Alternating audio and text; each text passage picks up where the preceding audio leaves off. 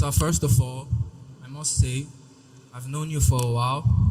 I have a Muslim sister somewhere here in the crowd, and she sends me your stuff, and I listen, and I must say it's a huge honor to be in your presence, sir.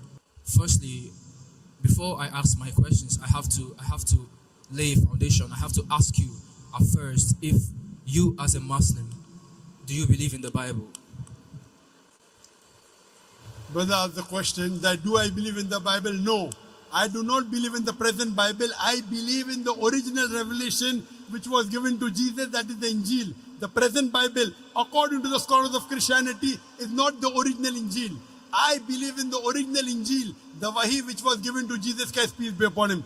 According to the scholars of Christianity, there are 24,000 manuscripts of the present Bible and no two identical. So the scholars don't believe it is the word of God. How can I believe? So the present Bible is not the word of God. It is mixture.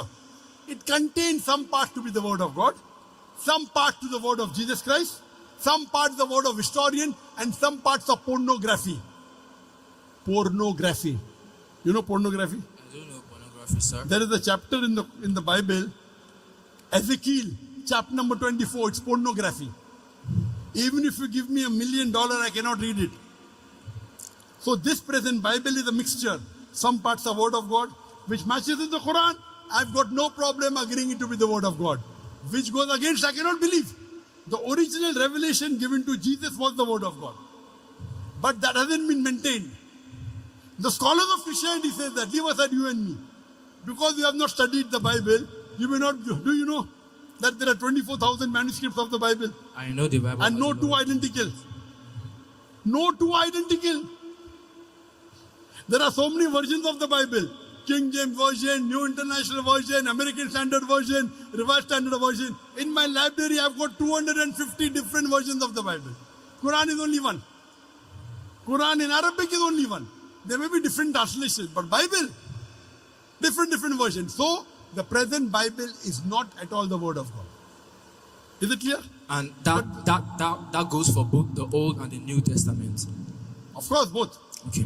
So, my main question is the concept of Christ being the Son of God and the concept of Christ being God, for we as Christians, is something, it's actually really easy to grasp, and for a long time I've wondered why the concept of Christ being the Son of God and of Christ being God for us as Christians is easy to understand. It's been easy for us to grasp because we have gotten our knowledge of that concept from the Bible.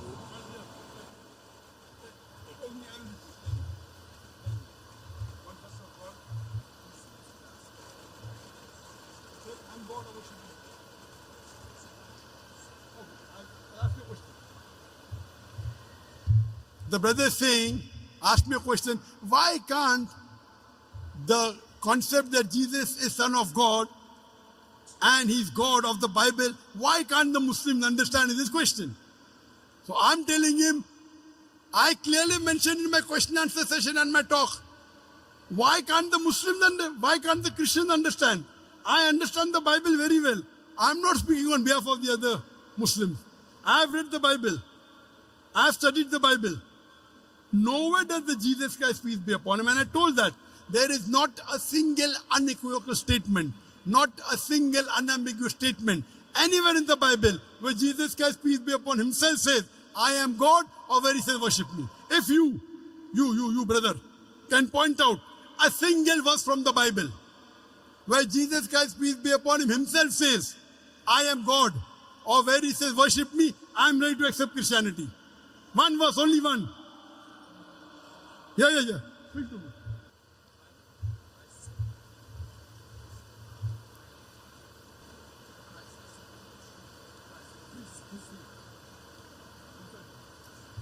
Brother said in three places where Jesus claimed divinity. What was my challenge? There is not a single verse in the Bible where Jesus Christ himself says, I am God, or where he says, worship me. He's saying, Jesus said, I and my Father are one. Does it mean he's God? No. Does it mean he's God? No. Come on. My challenge was, show me a single unambiguous statement. Not show me a single unequivocal statement where Jesus Christ, peace be upon him, himself says, I am God, or where he says, worship me. Brother is saying, Jesus said, I and my Father are one. Do you know where does it say in the Bible? Do you know where does it say in the Bible? No. You do, yes. Do you know or you don't know? Do you know the reference or not? Do you know the reference? Where does the Bible say Jesus Christ said, I and my Father are one?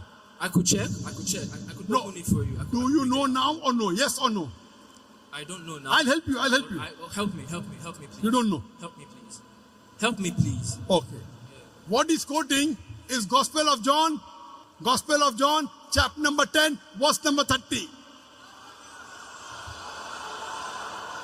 He is telling a verse of the Bible which he believes, and I'm telling him the reference. Thank you, sir. Thank you, sir. You should thank me. Thank you, sir. So who's working hard, me or you? Thank you, sir.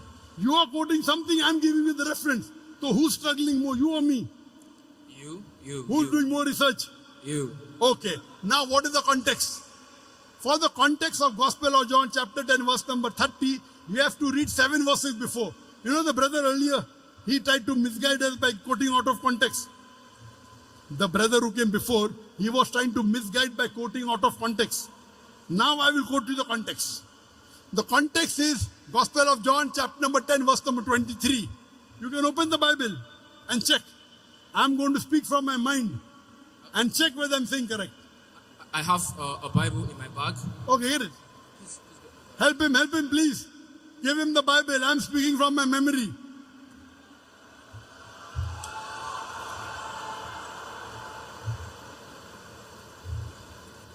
For the context, Gospel of John, chapter number 10, verse number 23. It says, Jesus enters the porch in Solomon's temple.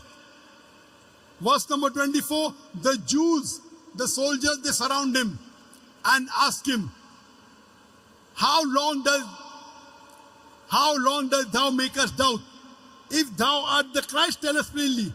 Gospel of John, chapter number 10, verse number 23, 24. Gospel of John. Chapter 10. Chapter 10, verse number 30, I and my Father are one. It's too much. John is not there. John will be in the middle. John 10.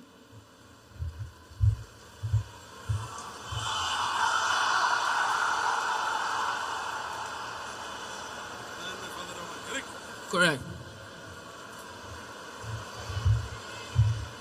Gospel of John, chapter 10, verse 30, correct? 100%.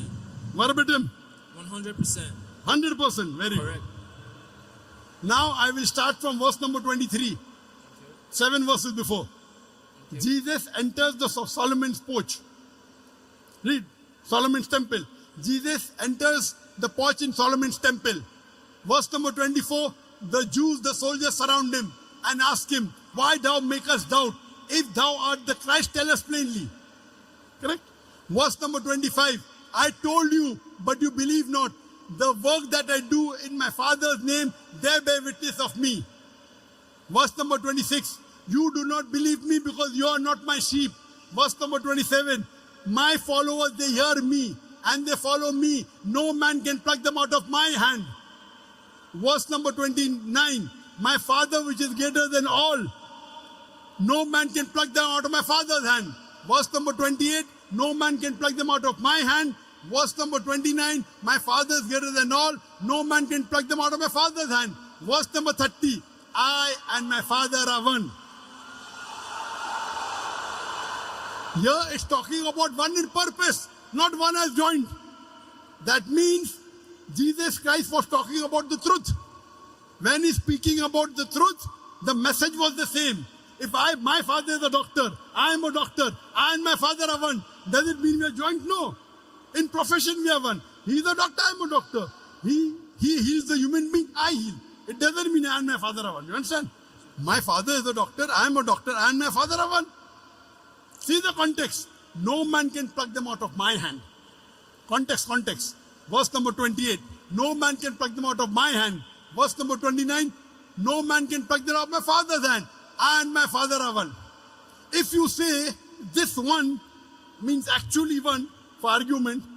Gospel of John, chapter number 17, verse number 21 says, Jesus says, my Father is in me, I and you. I am in you, telling the 12 apostles. If you believe it's one, there should be 14 gods. Jesus, you open Gospel of John, chapter number 17, verse 23. It says, Jesus says, my Father is in me, I in you. He's telling the 12 apostles that I am in you. So there should be 14 gods. Why 3 gods? So this one doesn't mean one as an entity. It means one in purpose. So God was the same purpose. What Jesus Christ taught was the same purpose. What his apostles followed same purpose. There should be actually 14 gods. From this we come to know it doesn't mean one entity, it means one in purpose. Verse number 31, I'm continuing. Verse number 31. The Jews, they pick up stones to stone Jesus Christ, peace be upon him. Verse number 32. Same Gospel of John, chapter number 10. Yeah. Verse number 32.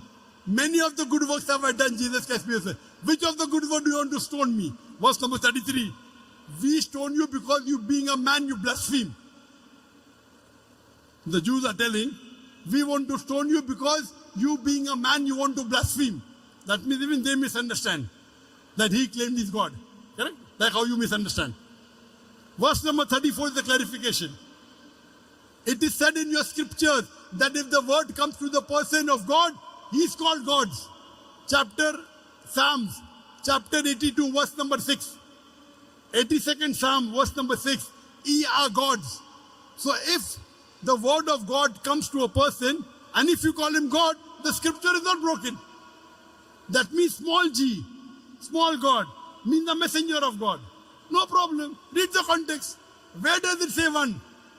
If you really mean I and my Father are one, then you have to say I, Father, and 12 apostles are one. All the apostles are God. Even Thomas, even Peter. Do you believe Thomas is God? Thomas is God. Thomas is God. Because Jesus said, I, Father is in me, I in you, to the apostles. Yeah. We are one. If I and my Father are one is God, there should be 14 gods. I never heard any church, any Christian in my life saying there are 14 gods. That means this one is one in purpose. I answered your first question. Now second one.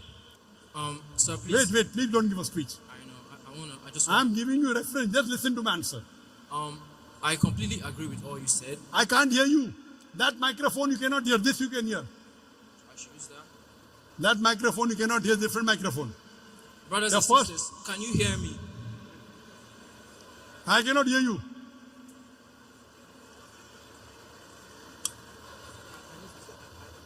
What do you want to say?